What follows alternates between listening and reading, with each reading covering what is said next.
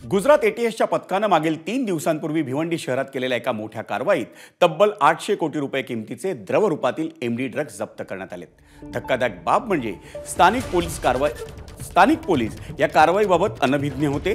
भिवंडी शहरातील नदीनाका येथील फरीद मंजिल या इमारतीमध्ये हा साठा असल्याची माहिती गुजरात एटीएसच्या पथकाला मिळाली होती आणि या कारवाईत गुजरात एटीएसच्या पथकानं मोहम्मद युनुस आणि मोहम्मद आदिल या 2 आरोपींना अटक केली आहे। त्यांच्याकडून द्रवरूपातील 792 किलो एमडी ड्रग्ज जप्त करण्यात आले। आमचा प्रतिनिधी अनिल वर्माचा रिपोर्ट।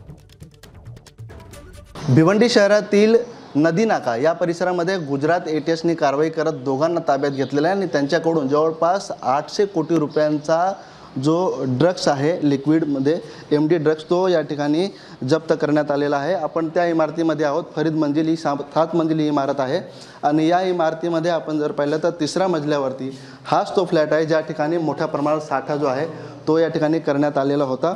विशेषतः गुजरात एटीएसने गुजरातमध्ये जेव्हा कारवाई केली होती त्या ठिकाणी दोघांना ताब्यात घेतलेलं होतं आणि त्यांच्याकडून भिवंडीची जी लिंक आहे ती मिळालेली होती आणि यामध्ये दोघांना गुजरात एटीएसने कारवाई करत ताब्यात घेतलेलं आहे। मोहम्मद युनुस आणि मोहम्मद आदिल या दोघांना ताब्यात घेतल्यानंतर त्यांच्याकडून आपण जर पाहिलं तर 792 किलो वजनाचा लिक्विड एमडी ड्रग्स 800 कोटी रुपयांचा तो त्यांच्याकडून या ठिकाणी जप्त करण्यात आलेला आहे। विशेषतः अनेक अंमली पदार्थावर कारवाई या ठिकाणी प्रशासनाकडून पोलीस प्रशासनाकडून केली जाते, परंतु एवढा मोठ्या प्रमाणात साठवणूक भिवंडी शहरामध्ये आहे हे या ठिकाणी त्यांना समजलं नाही किंवा त्यांना माहिती नाही आणि गुजरात जे एटीएस आहे ती या ठिकाणी येऊन कारवाई करते हे या ठिकाणी पोलिसांना या ठिकाणी कुठेतरी धक्का देऊन जातोय।